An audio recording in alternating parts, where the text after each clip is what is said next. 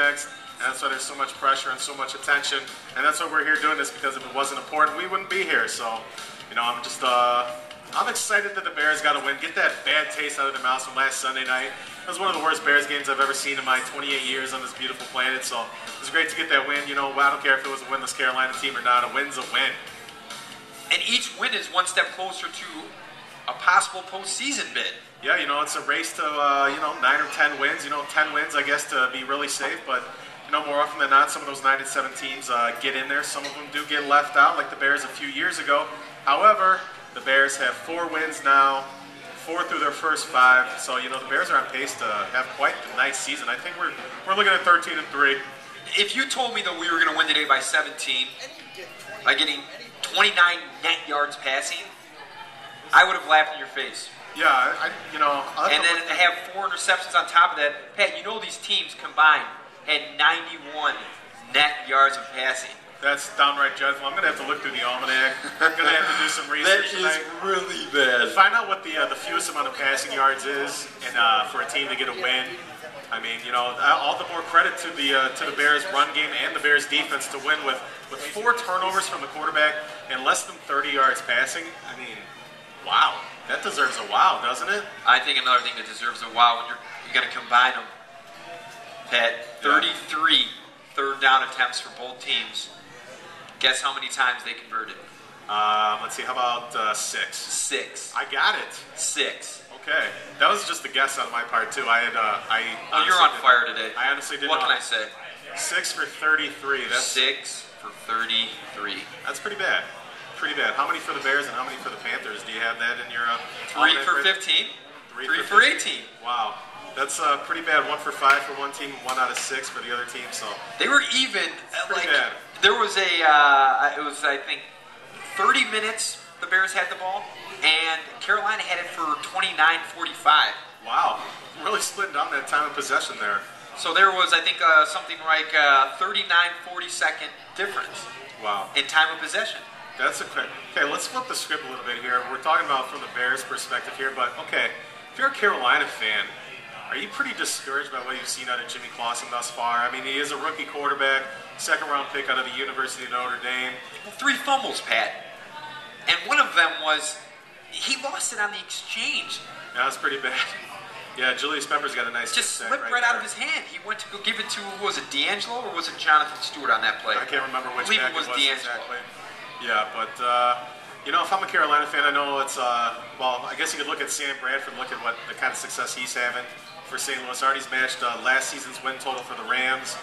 But, if I'm a Panther fan, I never really was a big fan of Jimmy Clausen from his days in Notre Dame and even back in Sherman Oaks, California when he announced his decision. He's kind of a big-time egomaniac for not accomplishing anything. Give them Steve Smith today. A different ballgame with Steve Smith in that. Somewhat of a different ballgame. I still don't see anything coming from that offense who has done absolutely nothing this entire year. That's true. They've done nothing, Pat. I think they rank near the bottom in every category. Jonathan Stewart's been a bit of a bust. He's been a disappointment for them. I mean, D'Angelo Williams, he's a great running back. I don't know if he'll ever match the success he had a couple of years ago where he had about 1,800 yards and 20 touchdowns on the ground. But, it's a bad game all around for Carolina. But Pat, I'm sure Julius Peppers is glad to get out of town. You get on Jonathan Stewart, but here's the thing. When you're a Carolina team and you're playing all these games from behind, you have to pass when you're behind. So you can't really rag on their running backs too much.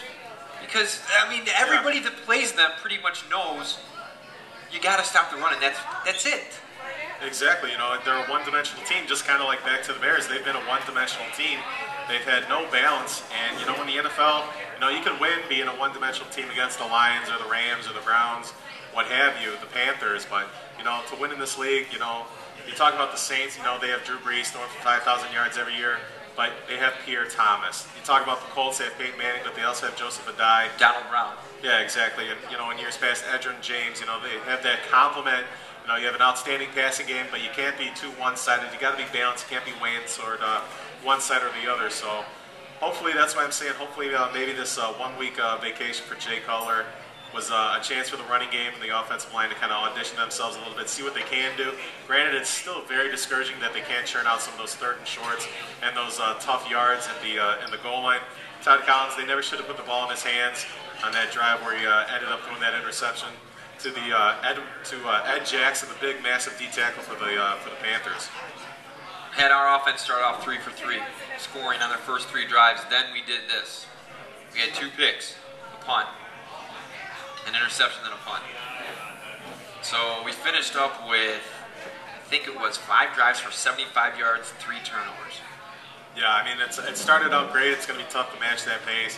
You know, the Panthers probably made some adjustments. The Bears were probably trying to make some adjustments, get Chester Taylor the ball a little bit more, but it's going to be tough. I mean, after those first 2 carries, Matt Forte was on pace to have like 900 yards rushing, so pretty sure that would have been a record, but in any event... Well, Pat, let's be honest here, though. We could have thrown 8 interceptions today, and if the Panthers don't score any points, it doesn't matter. Yeah. It doesn't matter how many times we give the ball to them. If they can't capitalize on these turnovers, who cares?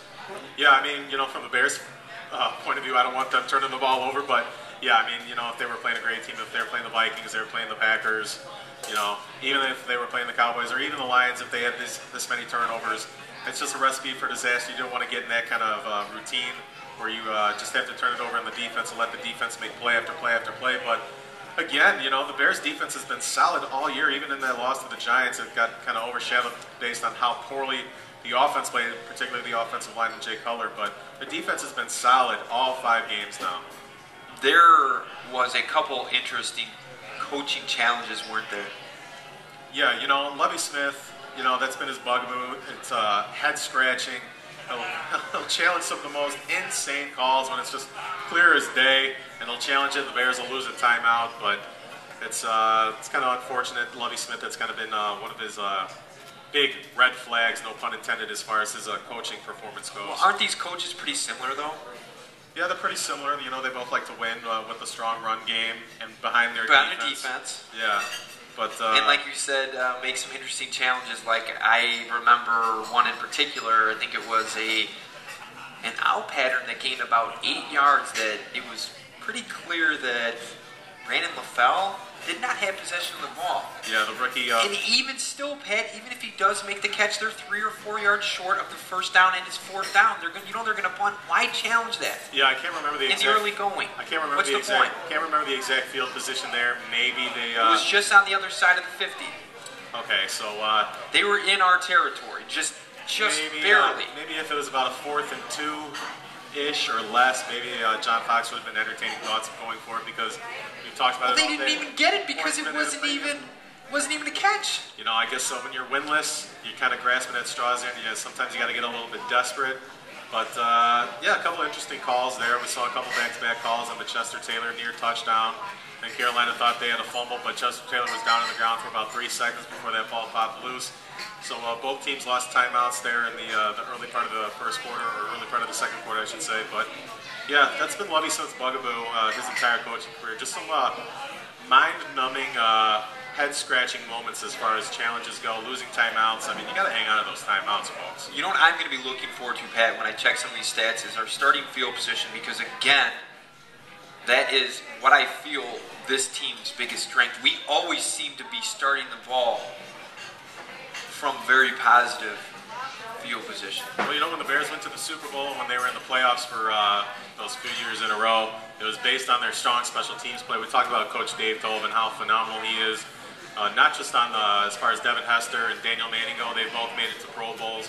But they're, you know, Patrick Manley, long snappers, and Robbie Gould, the kicker, they rarely make mistakes out there. Even their kick coverage and kick return teams been outstanding setting up blocks for Manning and Hester respectively. But yeah, field position, you know, especially when your offense is challenged with Todd Collins at the helm, you know, points are going to come into premium. If you could start, you know, at the 35 instead of the 20, that's 15 extra yards. So, you know, you're that much closer already to getting points, that much closer to field goal range to set up your kicker.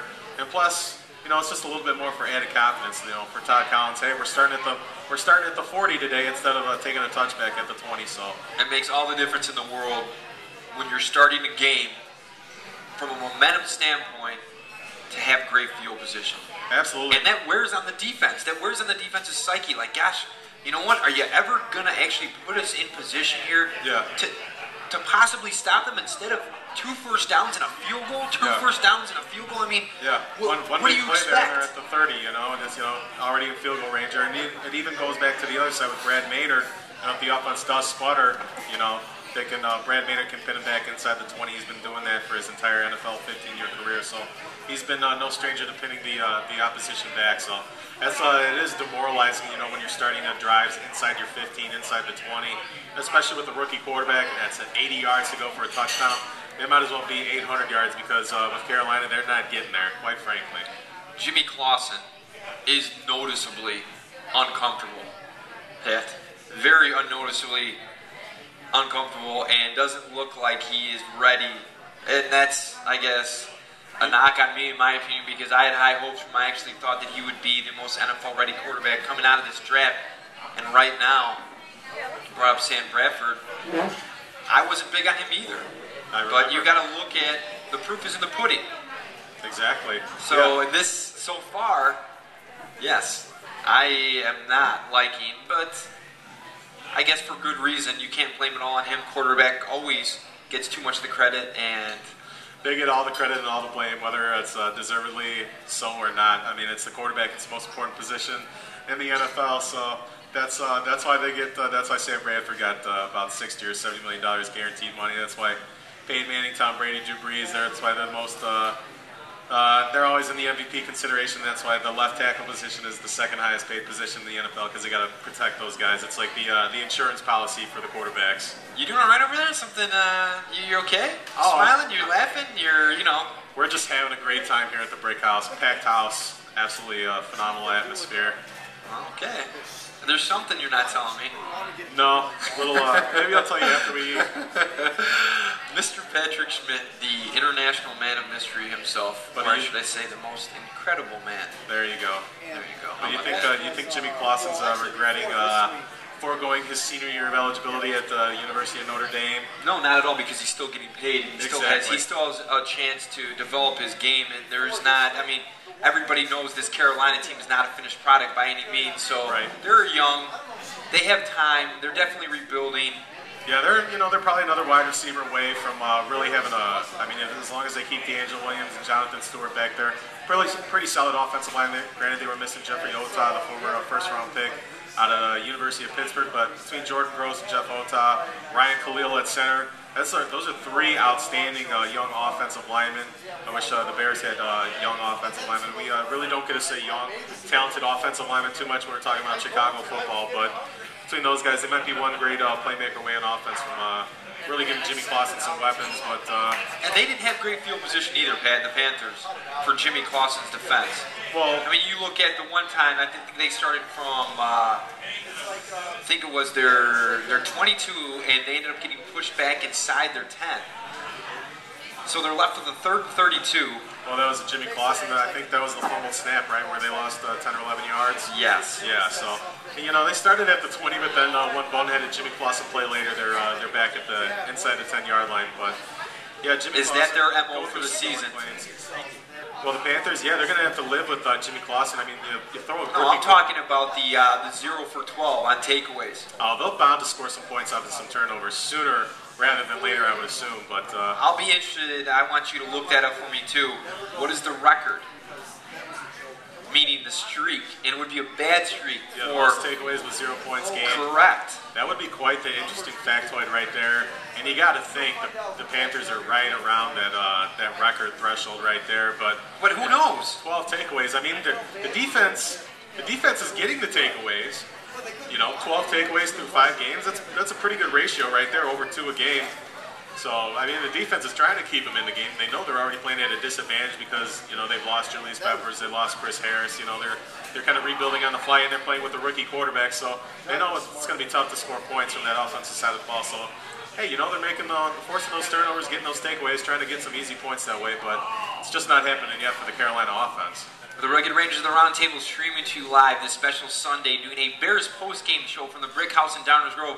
We're going to take a short break, and when we come back, we are going to do our positional grade out and breakdown of the Chicago Bears, the winning Chicago Bears. Absolutely right, the winning Bears. 4-1 now on the season. We're the Rugged Rangers of the Roundtable on SportsDownChicago.com.